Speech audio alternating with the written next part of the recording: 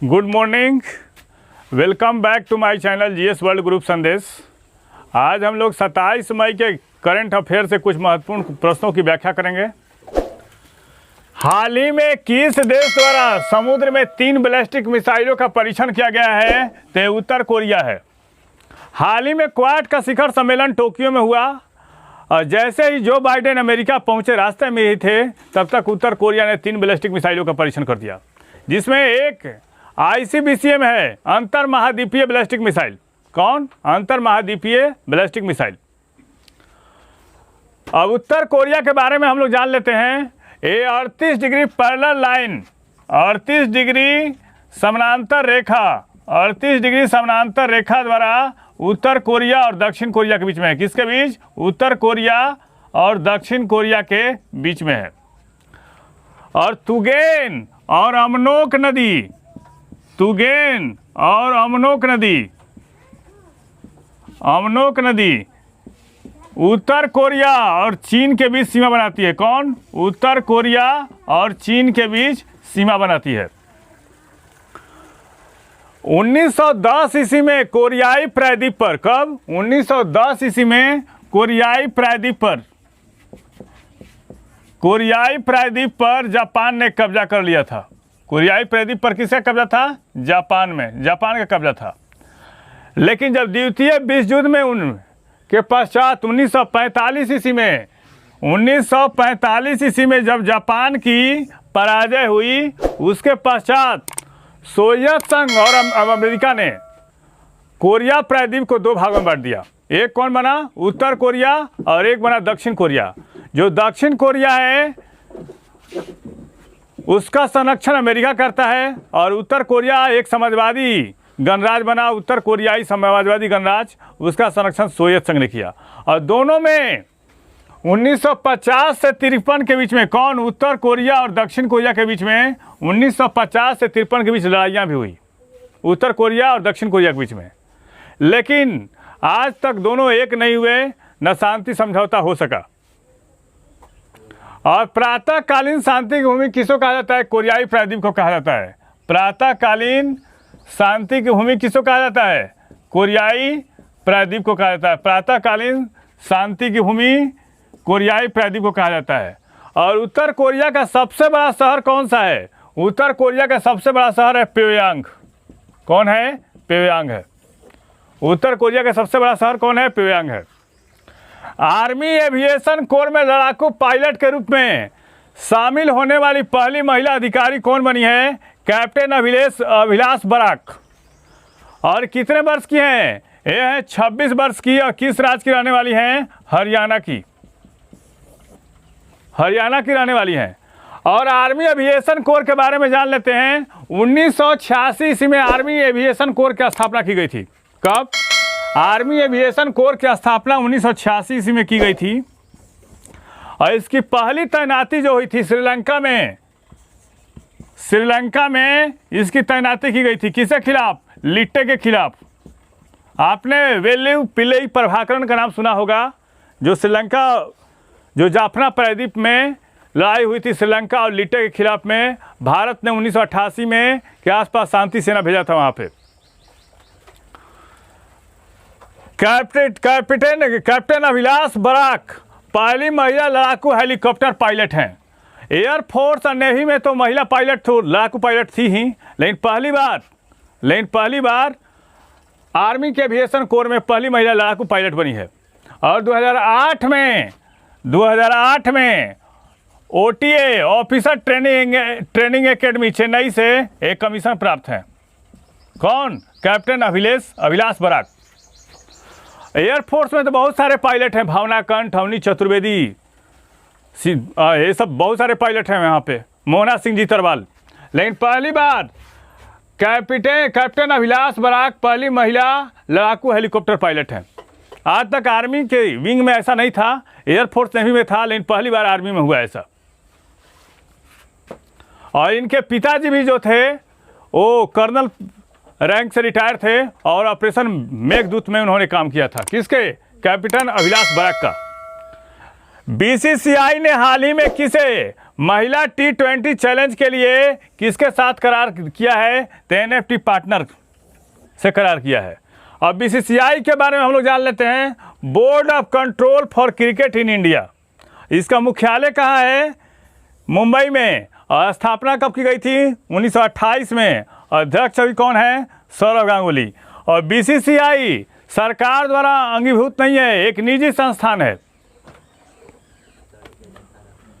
Tokyo में हुए quad सम्मेलन 2022 में Indo Pacific economic framework launch किया गया और उसमें कितने सदस्य देश हैं? 13। पहले अमेरिका ने क्या किया कि trans Pacific economic framework launch किया था और उसमें चीन भी शामिल था। पर भारत की एक अच्छी पृष्ठभूमि के देखते हुए गलवान के मोर्चे पर भारत की सशक्त भूमिका, कोविड में जो दूसरे देशों में दवाइयों की जो सप्लाई हुई, अन्य देशों की सहायता कोविड में, इन सारी भूमिकाओं को देखते हुए और भारत की भूमिका जो चीन और पाकिस्तान के साथ रही, एक बैलेंस करने वाली रणनीति रही और पूरे वर्ल्ड में इसके पूरे विश्व परिदृश्य में इसकी भूमिका को देखते हुए अमेरिका ने सोचा कि भारत को भी इसमें सम्मिलित किया जाए। और क्या करेगा? इसमें कौन कौन से देश हैं? 13 हैं। कौन कौन से देश? America, Japan, Australia, New Zealand, Brunei, Indonesia, Vietnam, Republic of Korea, Bharat, Philippines, Malaysia, Thailand और सिंगापुर। इसमें कुछ ऐसे देश हैं जो चीन के साथ हमेशा विवाद ही रहा है। पूरे इंडो पैसिफिक रीजन में आर्थिक समृद्धि को लाने और समुद्र की बेरोक टोक आवाजाही और इन देशों की समृद्धि को मिलाने के लिए पूरे वर्ल्ड में एक बड़ी इकोनॉमी तैयार करने के लिए इस मंच को लॉन्च किया है अमेरिका के द्वारा। और इसकी अवधारणा किसने रखी थी? जो बाइडेन ने रखी थी। भारत के सबसे बड़े ड्रोन फेस्टिवल 2022 का आयोजन कहाँ किया जाएगा? तो दिल्ली में। दिल्ली में कहाँ पे? प्रगति मैदान। और इसका उद्घाटन कौन करेंगे? इसका उद्घाटन करेंगे नरेंद्र मोदी। 2 दिनों तक चलेगा ये महोत्सव। इस अवसर पर प्रधानमंत्री किसान ड्रोन पायलटों से बातचीत करेंगे तथा ओपन एयर ड्रोन उड़ान प्रदर्शनी का आयोजन करेंगे। इसमें सेना के तीनों अंगों के अधिकारी भी सम्मिलित होंगे और सिविल अधिकारी भी सम्मिलित होंगे। जैव विविधता का रजिस्टर तैयार करने वाला भारत का पहला मेट्रो शहर कौन बन गया है? ये बन गया है कोलकाता। कौन? कोलकाता बन गया है। भारत में पहली बार राष्ट्रीय महिला विधायक सम्मेलन का आयोजन कहाँ किया गया? तिरुवनंतपुरम में। और तिरुवनंतपुरम की विधानसभा के द्वारा आयोजन किया गया, तिरुवनंतपुरम विधानसभा। और इस महिला सम्मेलन, विधायक सम्मेलन का उद्घाटन किसने किया? राष्ट्रपति कोविंद ने। राष्ट्रपति रामनाथ कोविंद ने इसका उद्घाटन किया। और किन मुद्दों पर चर्चा हुई इसके बारे में देख लेते हैं। कोई भी सम्मेलन जब बुलाया जाता है तो कुछ महत्वपूर्ण बिंदु रहते हैं जिस पर चर्चा के लिए बुलाया जाता है। तो पहली बात, महिला अधिकार पे चर्चा हुई।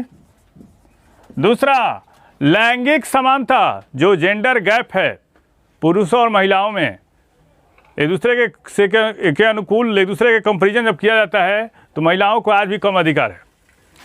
तो लैंगिक समानता।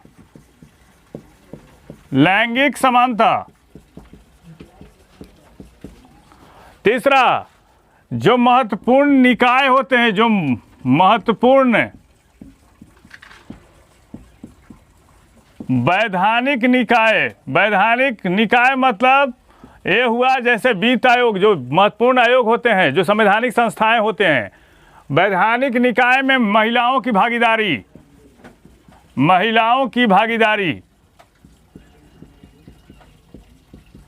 तथा देश के लिए जो कानून बनता है, संसद में महिलाओं की भागीदारी, संसद